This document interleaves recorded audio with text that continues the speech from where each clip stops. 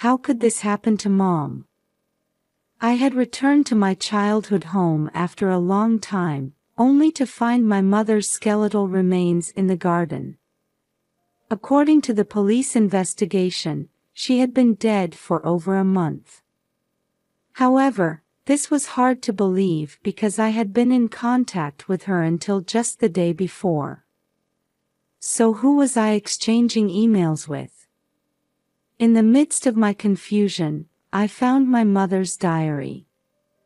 When I learned the terrifying truth written in it, I trembled with fear and anger. I had only ever seen my father's face in photographs. "Your father passed away in an accident when you were 1 year old," my mother often told me when I was little. I grew up in a single-parent household, but my mother worked tirelessly to put me through college. She was reserved yet strong and kind, my role model and emotional support. My husband, Pete, knew this and respected her, always treating her kindly. Pete was my college classmate, and we got married when I was 26. We started our life about a 2-hour drive from my childhood home.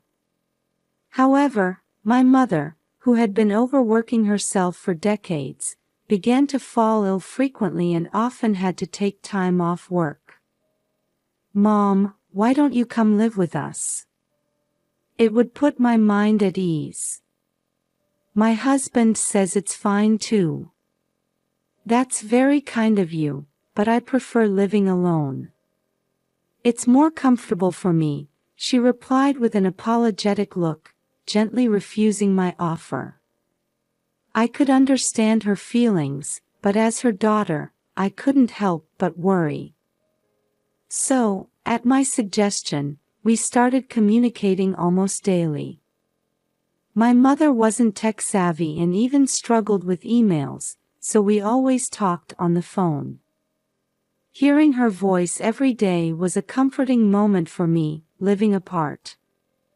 Of course, I wanted to see her face sometimes, but due to my busy work schedule, I could only visit her about once a month.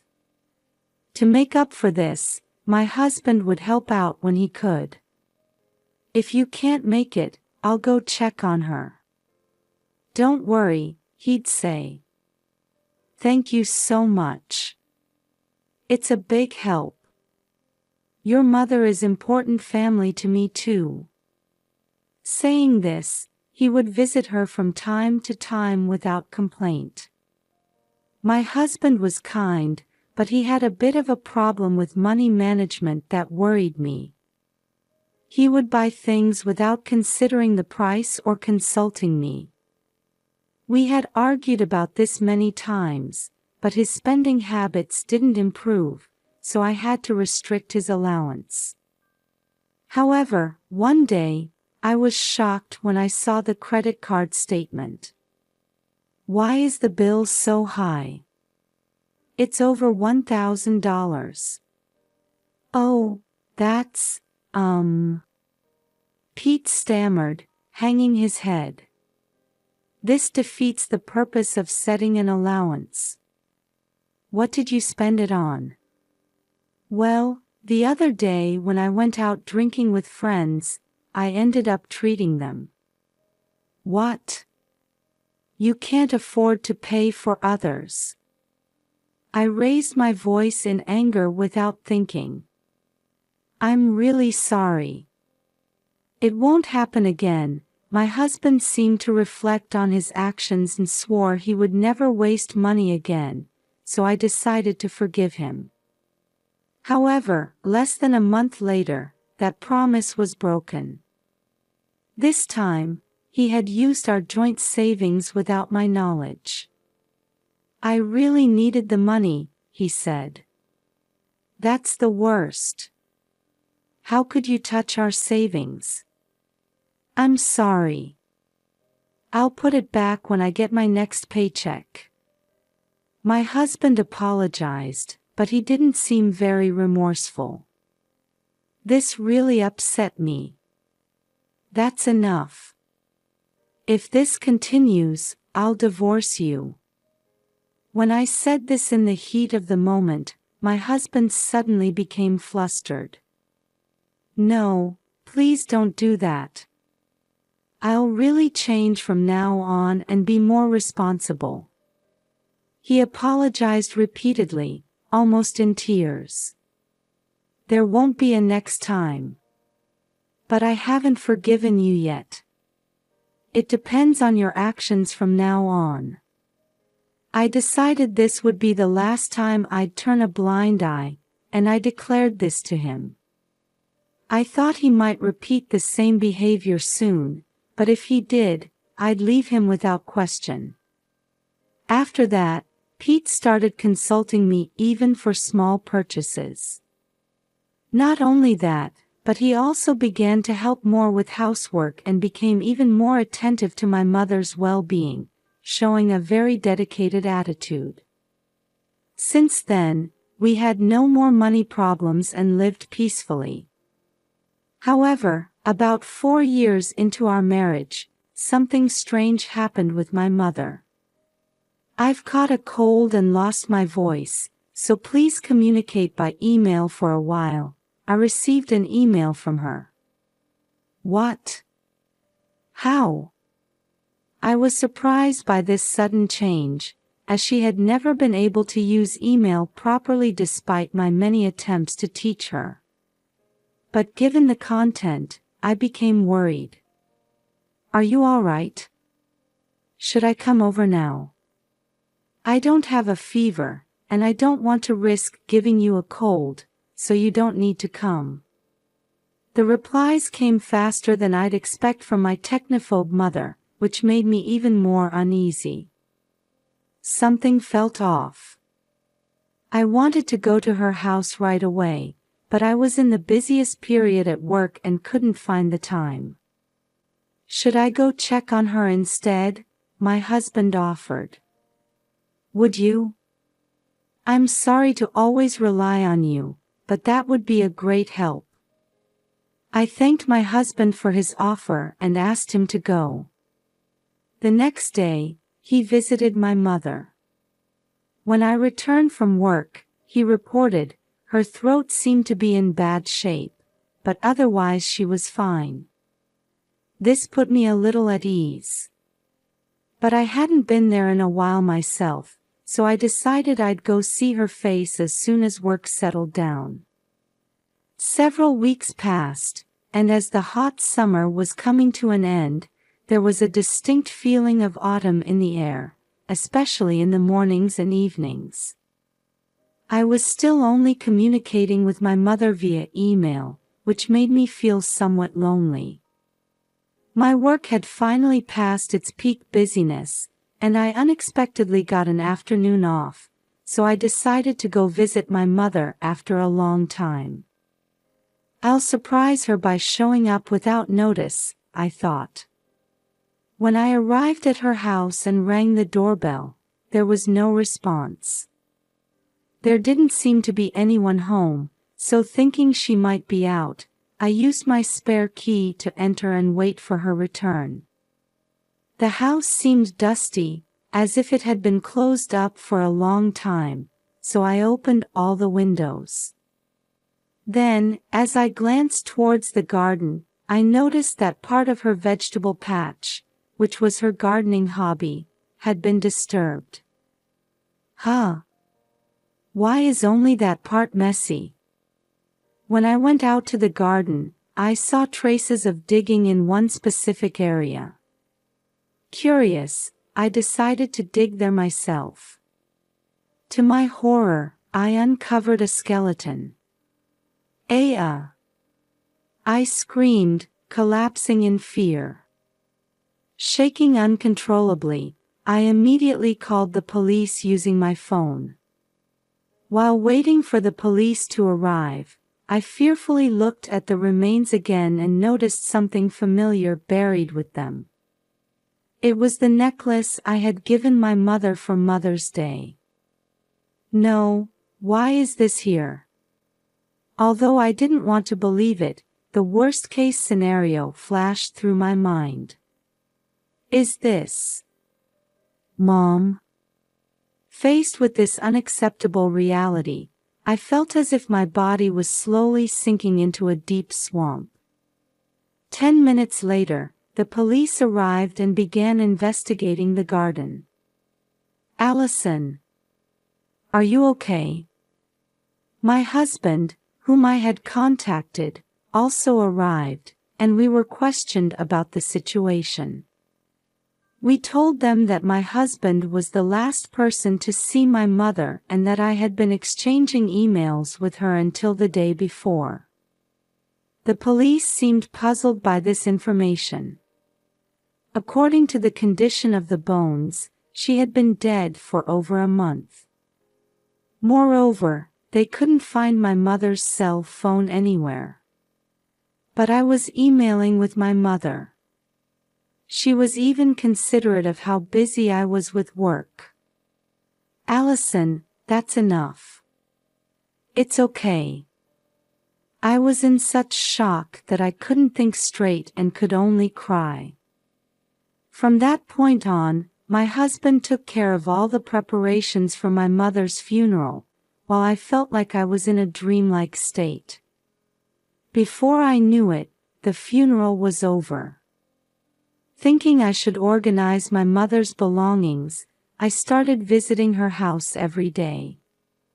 While cleaning out her dresser, I found a letter-sized box. Oh, how nostalgic! Inside were drawings I had made of my mother when I was little, letters, and presents, all carefully preserved. I was touched that she had treasured these things, and as I picked up the contents of the box to look at other items, I noticed a relatively new notebook at the very bottom. It appeared to be my mother's diary. Wanting to know more about her recent life, I hesitantly turned the pages, only to find something unbelievable written there. What? This can't be true.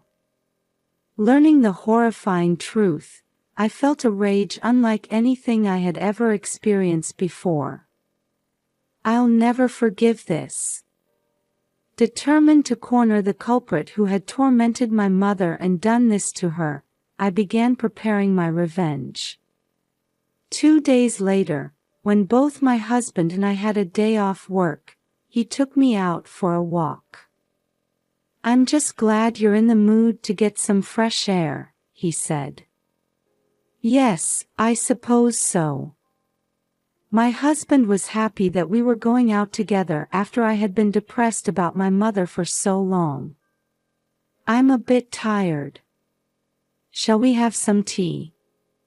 We decided to enter a nearby cafe. The interior had a few businessmen and groups of middle-aged women scattered about. My husband chose a window seat, and we sat facing each other.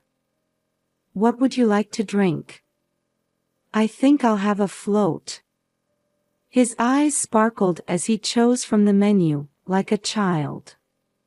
"Hey, I have something I want to talk about.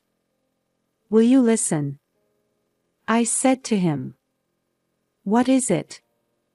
"What's wrong?" he asked, meeting my gaze. "Well, you see, I've been wondering about something regarding my mother. How is it possible that I was emailing her the day before she was found, when she had been dead for over a month? Well, maybe the killer was pretending to be her and replying to delay the discovery." He seriously shared his theory. Of course, that was the first thing I had considered too, but there were several things that didn't add up. "But isn't it strange that one of the emails mentioned wanting to go back to the spa we all went to before? Only the three of us knew about that spa trip, right?" "Well, that's true. But couldn't it just be a coincidence?" he said. As I muttered, "I wonder," he nodded while sipping his float. However, he seemed somewhat flustered. "Look at this," I said, taking out a document from my bag and placing it in front of him. Mom seems to have been sick. I found this while cleaning out her things. It was a medical diagnosis. I hadn't known about it until I saw it, but my mother had an illness that required treatment. Did you know about this? I asked. No, I didn't, he replied. I see. When I called the hospital to confirm, they said my mother had stopped coming for appointments at some point. It seems she even quit her treatment midway. My husband crossed his arms, appearing to be deep in thought. Maybe she had her reasons, he suggested. Like not being able to afford the treatment costs. I ventured. Ugh, maybe. But there's no point in thinking about that now, is there? He looked troubled and gradually became more restless. I stared at him directly. You borrowed money from my mother, didn't you? Of course not. Why would I? Although he denied it verbally, he was clearly panicking. I want you to be honest. The truth is, you borrowed over $20,000 from my mother, didn't you? As I pressed further, my husband, either angry or defensive, stood up and slammed the table. How dare you suspect me? You're out of your mind to suddenly say such things without any evidence. Maybe you're the one who's a bit tired. My husband's aggressive voice instantly drew the attention of everyone in the cafe. Realizing this, he apologized and sat down, lowering his voice. The other customers quickly looked away, but they seemed interested in our conversation and were stealing glances while trying to eavesdrop. I do have evidence, I said. To his surprise, I placed a notebook in front of him. It was my mother's diary that I had found while cleaning her house. What's that supposed to mean? He asked, confrontationally, as if he was on guard about something. I turned the pages and read aloud what was written there. The diary detailed how Pete had been threatening my mother and extorting money from her, along with the exact amounts. Moreover, you threatened to hurt me and ruin my life if she didn't lend you money? That's despicable. It seemed that when my mother said she couldn't lend any more money because of her treatment costs, my husband had told her, "What's the point of living so long? It's just a waste of money." Furthermore, he had forced her to choose between her own body and her daughter, making her give up on treatment while continuing to ask for money. All of this was written in this notebook. Explain what this means, right now. I don't know anything about that. Besides, a diary like this isn't proof of anything, is it? My husband became defiant, leaning back in his chair with a confident attitude. You're right, this alone might not be decisive evidence. It could be dismissed as my mother's delusion. See? I told you so. As expected, you're a woman who understands, he said, nodding and laughing through his nose as if mocking me. Then how about this? I started a video on my smartphone and showed it to my husband. Pete, who had been smirking with a relaxed expression until now, was at a loss for words. How do you explain this? Don't just sit there silently, answer me. What was displayed was footage from a camera hidden in the living room of my mother's house. On the last page of my mother's diary, it was written, "Pete's demands are escalating, and I'm feeling it's getting dangerous. If I can get video evidence, I'll take it and tell my daughter everything." It seems that my technophobe mother had bought a camera and asked an electronics store to install it for her. The video showed the two of them arguing over money lending, and then in the heat of the argument, my husband losing his temper and raising his hand against her, causing her to fall. After that, he panicked and carried her body towards the garden. When he returned to the living room alone, he took all the money from her wallet and even took her cell phone before fleeing. From that point on, the video only showed an empty living room. The culprit was my husband, Pete. I'm truly shocked that you would do something like this. But there's no way for you to escape now, I said, glaring at him with anger and contempt welling up from the bottom of my heart. However, he didn't flinch and instead started shouting. That damn old hag. Why did she have to leave something like this behind? Why did you extort money from my mother? Huh? Of course, it's because I have debts. It was to repay those. My husband was completely brazen, admitting it without any sign of remorse. Apparently, his irresponsible attitude towards money hadn't improved at all. Unable to stop spending beyond his means, he had accumulated debts. I had to contribute to our household expenses after getting married, but I also had debts to repay. I was troubled too, you know. This was also why he had used our joint savings without permission. You pretended to be responsible in front of me, but behind my back, you were doing such things. Well, I had to act like a decent husband, or you said you'd divorce me. If that happened, I wouldn't be able to squeeze money out of your mother, right? That old hag was surprisingly hoarding money. Being a single mother doesn't mean you're poor, you know. When my husband started going to check on my mother on my behalf, he had secretly looked at her bank book that happened to be lying around. My mother wasn't the type to live luxuriously, so she must have been saving bit by bit from her small salary for emergencies. My husband must have grinned when he saw the amount, thinking, I can use this.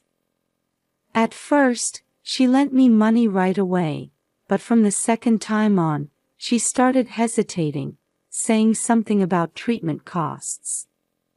So you used me as a shield to threaten her. That's so dirty. It's touching, isn't it? Saying her daughter's happiness is more important. Is this what they call a parent's love? He grinned at me, but his face was utterly detestable. My husband might not have any sense of guilt at all. Even so, you didn't have to take her life. Oh, that was just an accident. I didn't intend for that to happen. But when I hit her a bit too hard, she fell and wasn't breathing.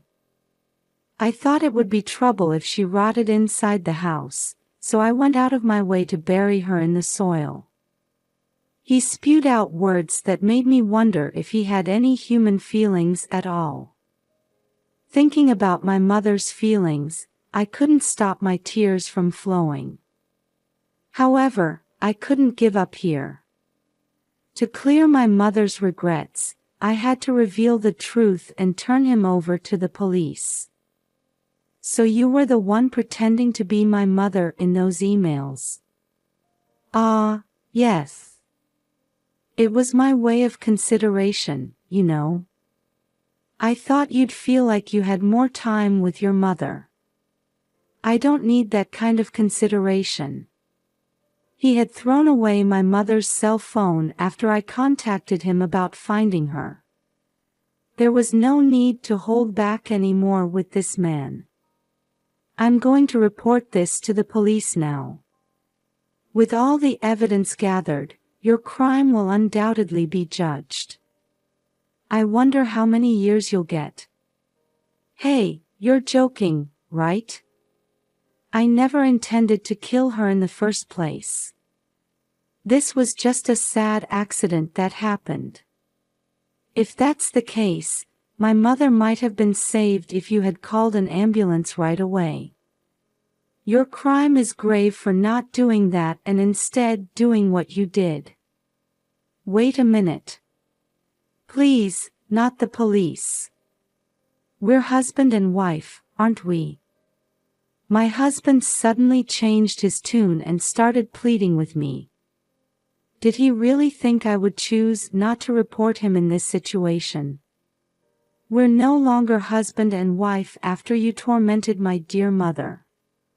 We're getting a divorce. I declared our divorce and pushed away my clinging husband. He then slammed the table again and stood up. You bitch, don't mess with me. Pete seemed to have forgotten we were in a cafe and came at me with a loud voice. However, it ended abruptly as he grabbed my clothes. Several people in the cafe restrained him. Stop it. Let go of me. Allison, do something about these people. He cried out, begging me for help. Reflect deeply on what you've done and spend your life making amends. As I said this to him, I could hear police sirens in the distance. It seemed the cafe staff had called the police, and Pete was taken away by them. Our divorce was finalized, and through a lawyer, I claimed $30,000 in damages. My husband was arrested for this incident. His selfish crimes were severe, and he's likely to spend a considerable time in prison. I wonder if I've managed to clear some of my mother's regrets. I thought about this while looking up at the clear sky. From now on, I'm determined to live my life in a way that won't shame my mother in heaven.